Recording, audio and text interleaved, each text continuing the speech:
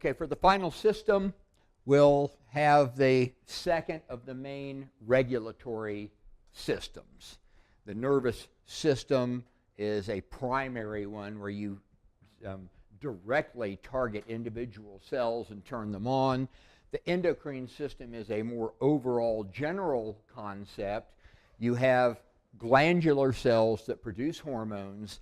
They are released into the blood. They go to all points of the body and only affect cells that have receptors for that particular substance. So that's the way you target a cell. Like you have thyroid stimulating hormone is produced by the pituitary. It only stimulates the thyroid because the thyroid gland is the only place that has receptors for thyroid stimulating hormone. So you can be relatively targeted or you can be a little bit more widespread. Some of the substances also, instead of being released into the blood, are released into the interstitial fluid next to the cell to act on adjacent cells. So you can have a more local effect that way. The lining of your stomach does that. You eat protein, it binds to protein receptors on a particular cell, which produces a substance which causes another cell to make stomach acid to help digest the protein. So that's called a paracrine effect. It's more localized, but it's still a signaling type molecule that is binding to a receptor and doing something. So the structures, the main glands, our main endocrine glands are the hypothalamus. The hypothalamus starts it all. That's up in the top, and it releases hormones into the pituitary that cause the pituitary to release them into the bloodstream, into the body. So the hypothalamus starts it with some stimulating, or they call them releasing hormones, that will cause the pituitary to release its hormones. For instance, the pituitary releases growth hormone. So the hypothalamus has a growth hormone releasing hormone. The hypothalamus gets all kinds of signals from the body. It says how much growth hormone you need, and then it tells the pituitary to release it. And the pituitary then releases growth hormone. So the hypothalamus first, the pituitary second, and then the pituitary hormones will stimulate a lot of other more remote glands, such as the thyroid gland, which controls your metabolic rate, parathyroid glands, which control how much calcium you have in your blood, adrenal glands, which produce adrenaline or epinephrine as a fight or flight thing, but the adrenal cortex produces cortisol, which is your stress hormone, and it controls your nutrient usage, and it also suppresses your immune system some so that you don't over-respond to stressors. I actually got that test done when I was at the doctor's, and my cortisol hormone level was so low that whatever I was doing, they would do these active things that I would do, and my heart rate would be at 54. Wow.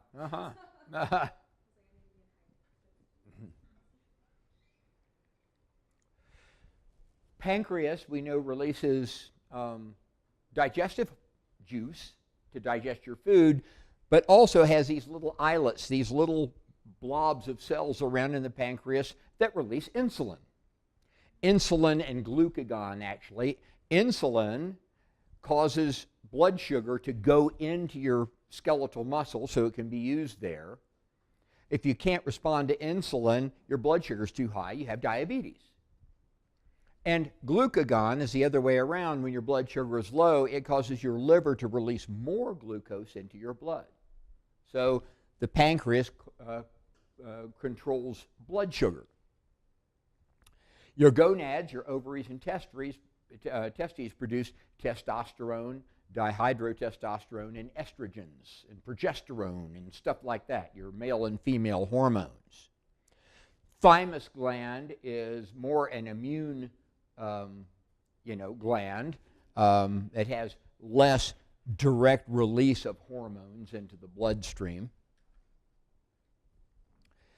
Hypothalamus is up here, the pituitary is there. Pituitary stimulates the thyroid gland with thyroid stimulating hormone. It stimulates the adrenal cortex with adrenal cortex stimulating hormone, or adrenocorticotropin it's called. It stimulates the gonads with your gonadotropins, or gonad stimulators, to cause them to either produce eggs and sperm or produce testosterone and stuff.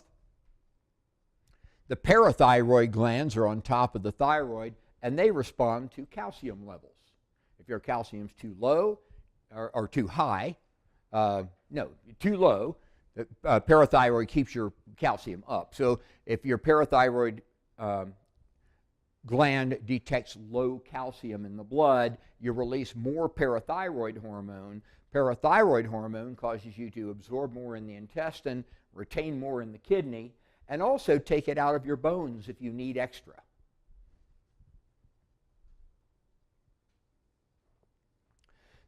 Pancreas is induced to release either insulin or glucagon depending on how high your blood sugar is.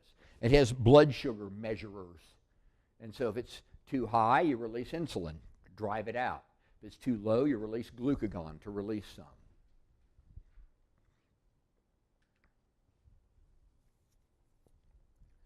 Regulates a variety of body activities, the target tissues. Growth hormone affects almost everything, causes growth, especially at long bones and muscle. Thyroid hormone affects almost everything in your body because it raises the metabolic rate of everything. Other hormones only target particular tissues.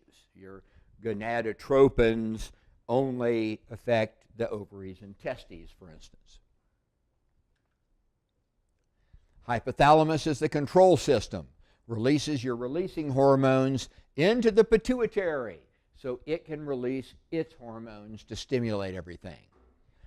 Pituitary is tiny, and yet it's incredibly powerful in its ability to control all of your body activities. It releases growth hormone. Now, you're going to have a very thorough hormonal section in A&P 2, but each one of these has something that is kind of dramatically important about that hormone, and if you know what it does in general, you have an idea what you would have if you had too much or too little. Growth hormone makes you grow. So guess what hyper amounts of growth hormone would do? You grow too much. Not enough, you grow too little. So it gets more specific than that, but that's a good start. Adrenocorticotropic hormone stimulates the adrenal cortex to make cortisol. A couple of other things too, but they're less important. Cortisol is your stress hormone. If you make too much of this, you'll have too much cortisol, and it will suppress your immune system, and you'll have a hard time healing. You'll have a hard time getting well. Not enough of this, you won't make enough cortisol. Thyroid stimulating hormone stimulates the thyroid gland. Well, thyroid hormone operates your metabolism. Hyperthyroidism, you can't sleep and your eyes bug out and your heart rate is fast, and hypothyroidism, you have a hard time staying awake. Gonadotropin or follicle, there's two gonadotropins. One stimulates you to make eggs and sperm. Your follicles are your eggs and sperm, depending on who you are.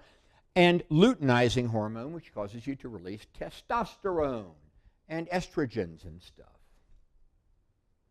Prolactin causes your milk glands to release milk. So these are the things that come from the pituitary gland.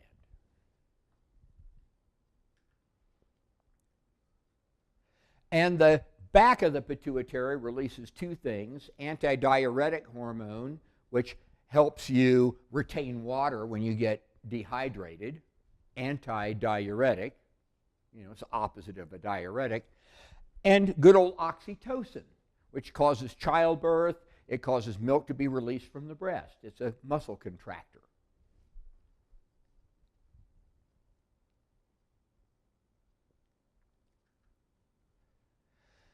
Thyroid is going to release both T3 and T4. Most people know a little bit about thyroid hormone, and you get a test for thyroid hormone, and they usually test for T4. It's called thyroxine, and it's the most prolific of your thyroid hormones. Actually, though, most T4 gets converted to T3 before it gets used because T3 is much more powerful. So inside the cell, you'll convert this to this before it has its effect. But thyroxine levels will cause you to grow, your metabolic rate to be high or low. And we're going to see that your main test for thyroid effects is to look at thyroid stimulating hormone, TSH. Everybody gets a TSH test because if you're making too much thyroid hormone, you'll stop making TSH because there's a negative feedback kind of thing. And so your pituitary slows down on the stimulating, and if you're not making enough thyroid hormone, your TSH will go way up because your pituitary is trying to cause the stimulation. So when your TSH is high, you have hypothyroidism. When it's low, you must have hyperthyroidism. We also can test for T4 specifically and T3 to see if you have enough and the balance is right. Parathyroid glands secrete parathyroid hormone, which raises your blood calcium. Endocrine cells in the pancreas, insulin and glucagon. Insulin and glucagon. Remember, insulin lowers your blood sugar, and glucagon then does the opposite. You would know that because if somebody has diabetes, they have to take insulin to keep their blood sugar lower. And if their blood sugar is too high, they take an insulin shot and it lowers it. Adrenal glands make cortisol, your stress hormone. Also the so-called hydrocortisone. You have hydrocortisone cream you put on to reduce inflammation, to reduce the effects of the immune response. So hydrocortisone cream has the same stuff in it as cortisol that lowers immune responses in the body. Aldosterone helps regulate blood pressure. We're not messing with that too much right now, but it's really important. And from the adrenal medulla, you release adrenaline, fight or flight. Epinephrine and norepinephrine are your adrenalines that in the response to an immediate stress cause your heart rate to go way up and cause you to sweat and cause your eyes to dilate and all this stuff. Fight or flight. So here they are. And there's lots of other hormones. You'll encounter some of them in your AMP2 and type classes because your brain releases individual secondary hormones, including things like dopamine and serotonin that help control mood and awakeness and all of this kind of stuff. And your intestinal wall secretes hormones that help stimulate other parts of the GI tract to do their job. You can inhibit the stomach from emptying too fast if you have too much stuff in there. You can speed it up if you don't have enough. And some of these signals are sent hormonally, and others are sent through nerves.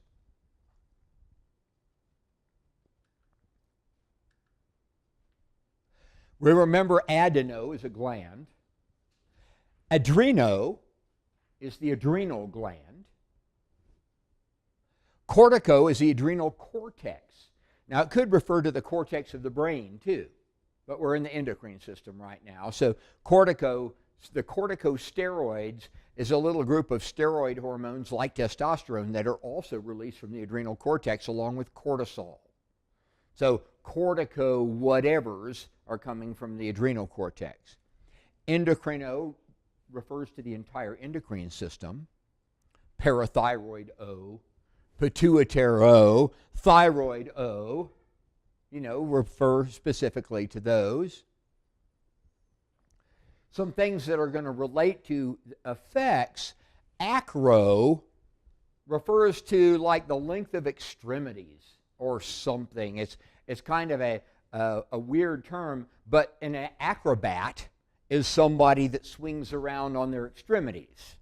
You know, the acromion process. It has to do with flight. It has to do with extremities. So acro is actually a term of, in this case, of extremity size.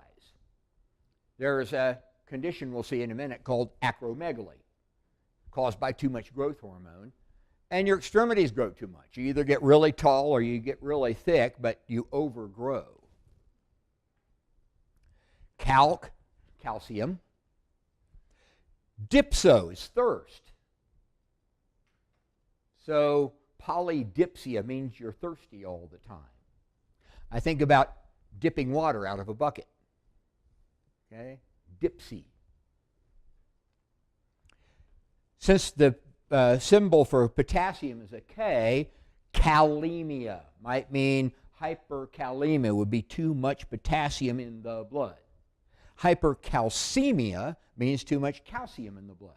So potassium, calcium, and because Na is sodium, natremia would be too much sodium in the blood. So remembering your periodic table, which I'm sure you have memorized very carefully. Anyway, you should know calcium, potassium, and sodium. Those are your big three electrolytes. You can have too much or too little of any of the three. Calcemia, kalemia, or natremia. Drome is a weird use in medicine. It means running through it, the whole thing, kind of. You know, a hippodrome is a horse racing track. A velodrome is a bicycle race track. And a syndrome, like AIDS, is a syndrome. It's not a disease. It means all the stuff that runs through this problem.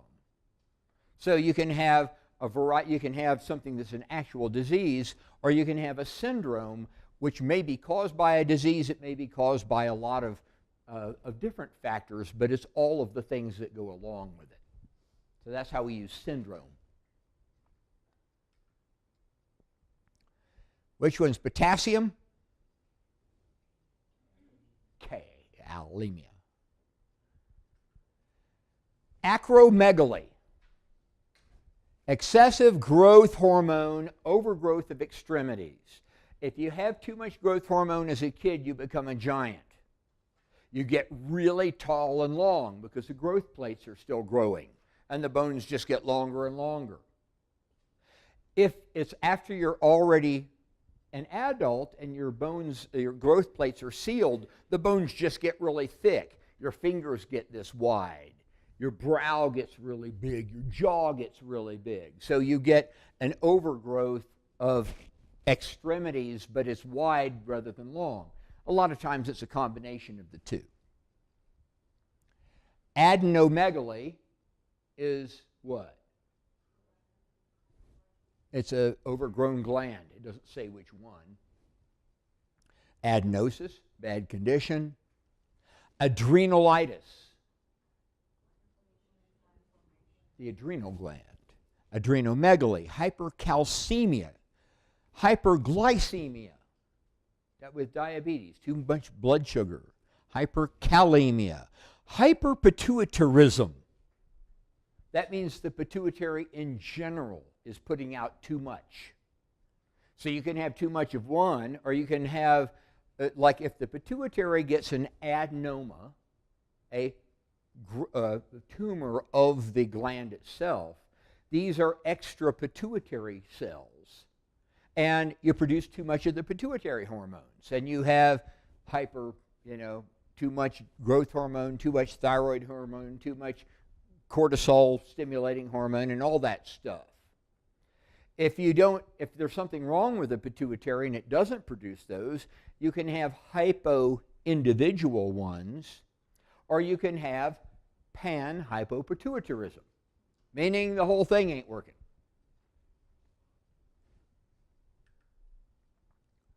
Hyperthyroidism, hypocalcemia, hypoglycemia, low blood sugar, hypokalemia, low potassium, hypopituitarism, panhypopituitarism, meaning the whole thing isn't working properly, parathyroidoma, a tumor on the parathyroid gland, thyroiditis, inflammation of the thyroid gland. So any of them can have a megaly, it can have a hyper, it can have a hypo, it can have an oma, it can have a carcinoma, it can have, all of the things that we've seen before. Things that are caused then by problems with these glandular outputs. Acidosis means you have too much acid in your blood. Your pH is low, meaning there's lots of hydrogen ions in there, and it's making your blood very acidic. Addison's disease is not enough cortisol. Cushing's is too much. Cushing's disease is too much cortisol. Addison's, if I haven't looked at it in a long time, remember the A always means not enough. In this case, that has nothing to do with it, but it starts with an A. So it's a good way for me to remember. The one with an A means not enough. Cushing's then must be the one that's too high. Congenital hypothyroidism means you're born with it. It's not because of a disease that happened later. Cushing, too much cortisol. C for cortisol. A for not enough. Diabetes insipidus. Diabetes means too much water. It means you're peeing too much. Diabetes mellitus or mellitus happens when your blood sugar is so high that you start peeing out sugar, and it draws water osmotically, so you pee too much, and you're dehydrated all the time. That's diabetes mellitus. Diabetes insipidus is because you don't make enough antidiuretic hormone. That's supposed to be a hormone that regulates how much you pee. And if you don't make it, you pee too much. Diabetes mellitus, blood sugar. Excessive growth that makes you a giant could easily be called giantism, but nothing's that easy. It's actually not an English word. It's called gigantism. Gigantism. A goiter is a swollen thyroid gland. It happens when you are hypothyroid. Often, if you're in a country which has an iodine deficiency, you can't make thyroid hormone, so your thyroid hormone levels drop. Your pituitary knows that and starts sending out more TSH to stimulate it. And one stimulatory effect that thyroid stimulating hormone has on the thyroid is to make it hypertrophy, hyperplasia, grow more cells. Not only it makes the cells turn on, but it makes you grow more of them. And you can get a thing the size of a grapefruit under your neck with a swollen thyroid gland. Graves' disease is hyperthyroidism. Ketosis means you have a condition of too many ketones in your blood. Ketones are produced when you're diabetic. You have cells that are lacking carbohydrate because you can't get the sugar into your cells. That's the problem with diabetes. All the sugar stays in your blood instead of going in the cells. Your cells have a backup plan that's making ketones, which you can use for energy in a pinch. It's not good for you to do that, but it's better than dying in the short term. Metabolic syndrome by diabetes is considered to be a metabolic problem, disease, and so it involves a syndrome of effects of poor blood flow to your legs and retinopathy in your eyes and a lot of things that go on, cardiac disease. So the syndrome includes all of those things that come with it. I have a question. In one of our scenarios in my EMT class, it was a lady who wasn't diabetic. She wasn't diagnosed diabetic, but she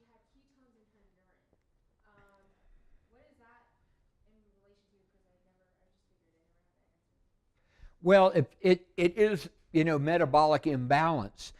If there's, you make ketones all the time anyway. And so if you're over making them, they won't be reabsorbed, in the kidney tubule. Part of it will wind up showing up in the urine, and it will indicate some sort of a metabolic disorder. It doesn't have to be diabetes. Diabetes does cause ketosis, but it's not the only thing that can.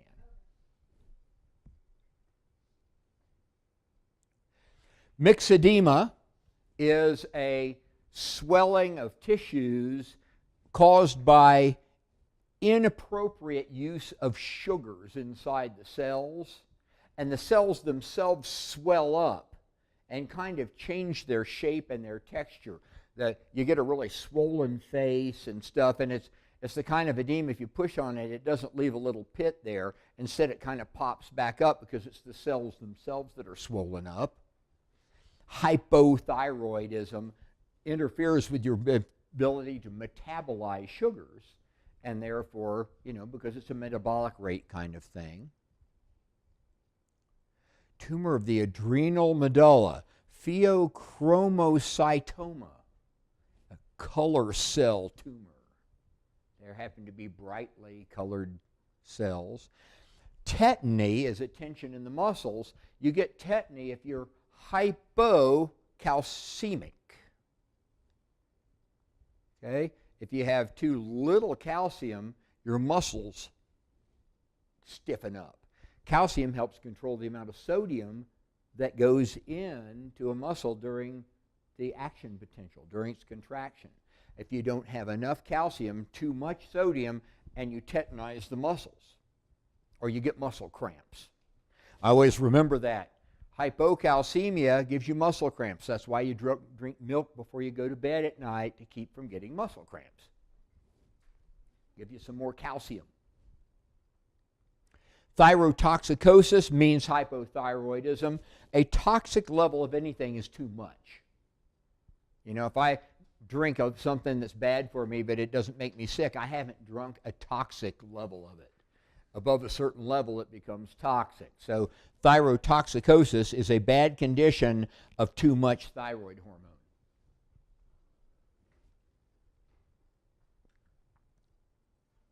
Cushing. Too much cortisol.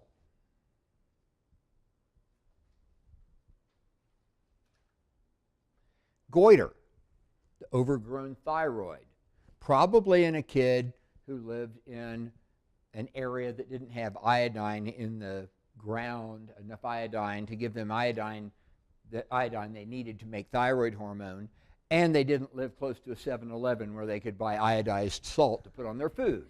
We hardly have any low iodine consumption in the United States because everybody salts their food, and most salt is iodized.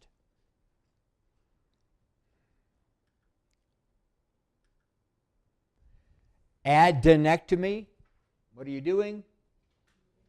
Removing a gland. Adrenalectomy, parathyroidectomy, thyroidectomy, thyroidotomy, just making a cut in it, parathyroidectomy. It's hard to cut out the thyroids without taking the parathyroids because they're stuck onto the thyroid gland. There's like 2 of them on each side. If you take it out, they tend to come out with it, unless you can take out part of it.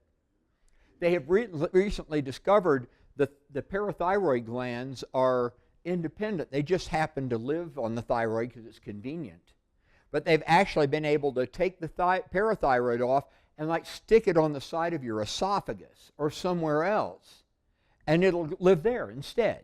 And so you can still have parathyroid hormone even if you've taken out the thyroid gland for thyroid cancer.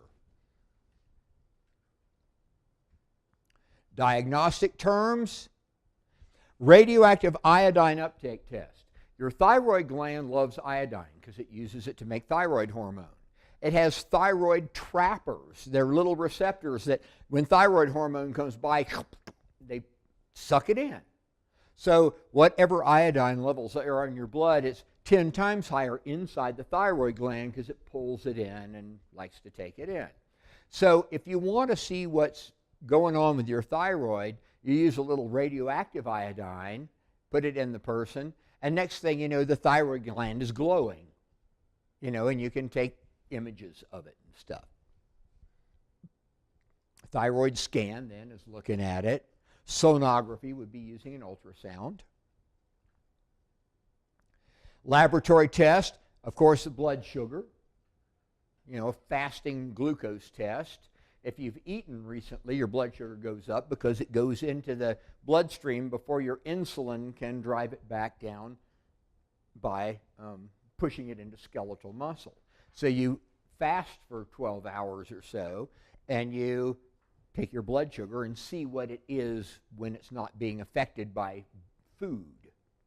You can also do what's called a glucose tolerance test, where you fast for a long time, and then you take your resting glucose, and then you eat a whole bunch of sugar and see what your body does with it. You see how high it goes and how long it stays there before insulin is released to drive it back down again. I always have done that in the ANP2 class. While the students are doing something else in a lab, I do a glucose tolerance test on myself and watch the shooting up of the blood glucose and then how far back down it goes and how quickly. And it's an indication that your body is handling blood sugar okay. Glycosylated hemoglobin is a sugaring of the hemoglobin that happens with diabetics, and it gives you a more long-term idea of how you're doing. Because your blood glucose can go up and down and up and down. The glycosylated hemoglobin is a slower moving target. And so if you can see that that's come down, it means that it's come down for a more significant period of time. You look for thyroid stimulating hormone to see if you're making enough thyroid hormone, because your pituitary will make too much of this if you're hypothyroid, trying to stimulate the thyroid more. And T4 levels, thyroid gland hormone, thyroxine. Adrenocorticohyperplasia. That's easy. The adrenal cortex is growing too much. Adrenopathy. Disease. Corticoid. Looks like cortical cells or cortical substance. An endocrinologist is somebody who deals with the field, the doctor. Endocrinopathy, a disease of the endocrine system, the hormone system somewhere. Euglycemia means normal blood sugar. U is always normal. Euthyroid, normal. So you can hyper, hypo, or U, whatever. Glycemia means glucose in the blood. Hyperglycemia, hypoglycemia, euglycemia, just in the blood, glucose. Polydipsia, too many dips out of the bucket, you're thirsty all the time, happens with diabetics. They're peeing too much, so they're always thirsty. Syndrome, the whole thing. A couple of other terms that are specific to endocrine. Exophthalmos. What's opthal? Eye. X means sticking out. Somebody with hyperthyroidism has really bugging eyes. A hormone, we know what that is. An isthmus is a little strip like, the isthmus between North and South America before they cut the Panama Canal across it. So what you have is the hypothalamus. You have this little stalk, and then you have the pituitary. That stalk is like an isthmus. And also you'll have maybe the thyroid gland is two halves with a little piece in between, so that would be an isthmus. Metabolism is your total energy expenditure. So if it's normal, it's great. Your metabolic rate is what it should be. But you can have increased or decreased metabolism. Can be from increased or decreased thyroid hormone. Hyperglycemia can be detected by which one? A, fasting blood sugar. Abbreviations. Adrenocorticotropic hormone. It's the one that stimulates the adrenal cortex. Antidiuretic hormone. Diabetes insipidus. Diabetes mellitus. Fasting blood sugar. Follicle stimulating hormone. Growth hormone. Although it's usually written as HGH. Human growth hormone. I don't know why they bother to put human in front of it. We're talking about people. They don't say, human thyroid hormone. What do you think it's going to be, pig growth hormone or something? Anyway, HGH you'll see too. This is the A1C glycosylated glucose-infected hemoglobin, prolactin releasing hormone, radioactive iodine uptake thing that you used to do a thyroid scan. Thyroid stimulating hormone is a big one, and so is thyroxine, or thyroid hormone itself.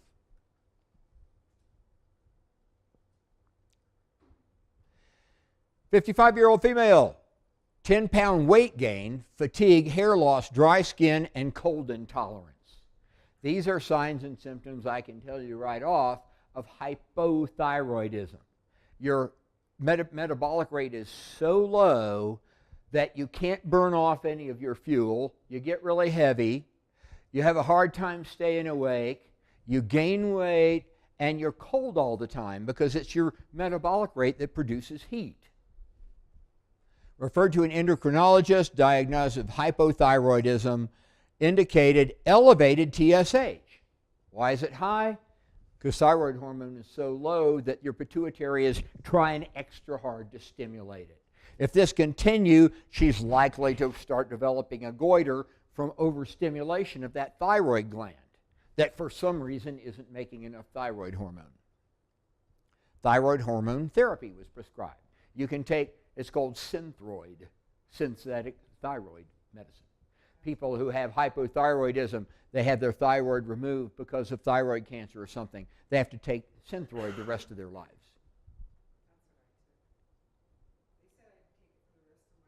But then you didn't need it? Was it after pregnancy?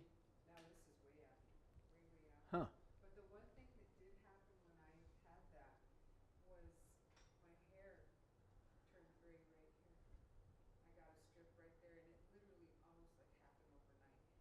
Wow. I went to bed one night, got up the next morning, pulled my hair back to wash my face, and it was like, what happened? Your hair had turned gray overnight. It was just, Yeah. a streak right there. That's when I went to the doctor. I didn't know what was going on. Yeah. So I was really tired. I could have slept 24 hours a day, and I was always tired. Wow. I don't remember being cold. I did gain weight. Well, it says that you're cold intolerant. In other words, if you go into a cold room, you can't warm up. If you're hyperthyroid, if you go into a hot room, you can't cool down.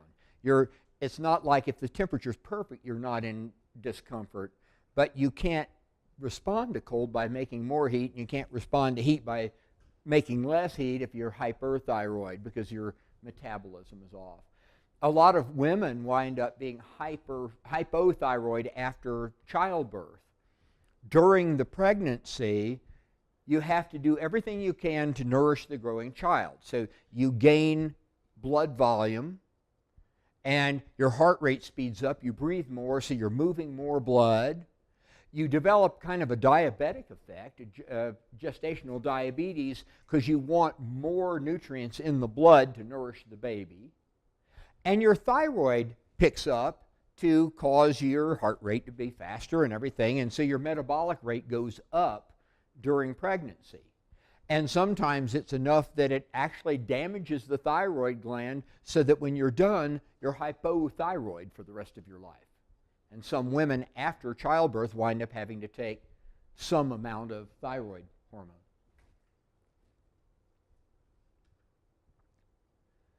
Trogson, 20 years ago, died with Graves' disease, characterized by hyperthyroid, exophthalmos, the bulging eyes, fatigue, weight loss, and in this case, a goiter produced by the swollen thyroid that was producing too much hormone. She had a uptake test and included a thyroidectomy, removing all or part of the thyroid gland to help resolve the hyperthyroidism. If you have it all removed, you have to take synthetic thyroid hormone all the time. If you have part of it removed, then maybe the rest will be enough. The head of my medical school was a surgeon, and he says if you ask a surgeon, they'll say do surgery. If you ask a radiologist, they'll say to burn it out with excess iodine in the thyroid. Excess radioactive iodine, which will be picked up by the thyroid gland and burn it out. And either way will get rid of the thyroid, so you solve the hyperthyroidism. But it leaves you hypothyroid. But it's easier to treat hypothyroidism by taking thyroid hormone. It's not perfect because it's, you don't take it tiny bits every hour, like your body does for you, but it's okay. The trouble is, if you use the radioactive iodine, you burn the whole thing out. He said sometimes as a surgeon you can take part of it out and leave part of it, and the person's actually winds up being relatively okay. If you're not taking it out because of cancer, then you really do have to take it out. But if you're taking it out because you're hyperthyroid, perhaps you can take half of it out. She remained in a euthyroid state until a while back when she stopped taking her thyroid meds. Duh. They took out her thyroid. She started taking thyroid hormone, and then she got tired of it and stopped taking it, and now she's hypothyroid. What a surprise. She could have developed myxedema, that swelling of the kind of glycosylated cells in your face and in your ankles and stuff too sometimes. Here's gigantism. Robert Wadlow is probably the most famous of giants. He only lived to be about age 22. It's really hard on you to be that out of normal, but he was 8'11". He was 8'11". Wore something like a size 45 shoe. Sun Young Ming. And these are other basketball players. Look how tall he is compared to them. Acromegaly is the overgrowth in width of extremities. Fingers, toes, your jaw and brow and stuff overgrow. And it's due to too much growth hormone. So this is growth hormone starting early enough that you're still growing this way. This is growth hormone that's making you grow sideways. Tubercular adenitis. Tubercles are like little balls of fibrous tissue. Hyperthyroidism. Your eyes bug out. Everything's too high. Irritability. Somebody in my class said, well, if you want to concentrate, if you want to stay awake during class and stuff, why don't we all take thyroid hormone? I said, well, that's fine if you want to be like this all the time in class, if that would really make you concentrate better, if you think that would help. Hypothyroidism, cold intolerance, slow mentation, hard to stay awake.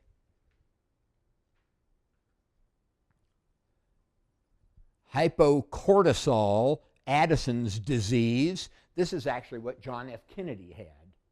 He had Addison's disease, and it's a metabolic problem. It causes inflammation because your cortisol levels are supposed to control your immune system. If you don't have enough, your immune system kind of runs wild. Cushing, too much cortisol. This suppresses your immune system, makes it hard to heal. Poor wound healing. And you redistribute fat. It takes fat out of your fat cells, puts them into your blood, and since you don't actually need them, this is supposed to be if you suddenly need more energy because there's a stress thing, but there's no need for it, so they redeposit on your trunk and on the back of your neck, giving you what they call the buffalo hump on the back and kind of a pot belly, and yet your legs and arms may stay skinny.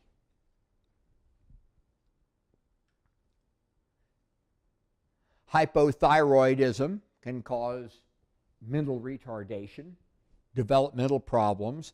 Hypothyroid growth hormone you need to grow. You also need thyroid hormone to grow properly for proper development. So hypothyroidism in countries that have iodine deficiencies, they get goiters. Their kids are born retarded sometimes because they don't have enough thyroid hormone. Hypophysectomy. The hypophysis is what they call the pituitary. So hypophysectomy is a removal of the pituitary gland.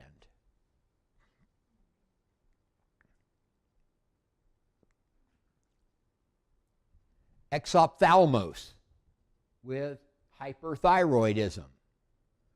Marty Feldman made a career out of his hyperthyroidism. Young Frankenstein. Walk like this, That was him.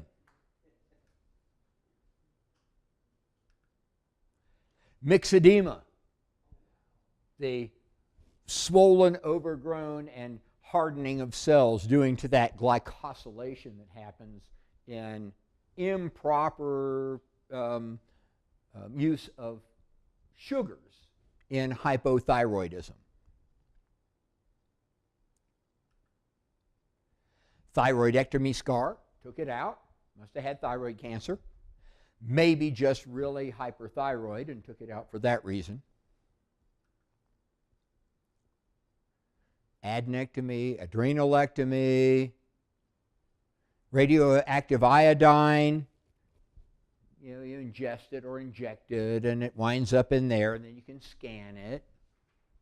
A thyroid scan, looking at it to see where it's taken up and where it's not. There's a big difference between here and here. So either this is hypo or this is hyper, one or the other, because they should be about the same.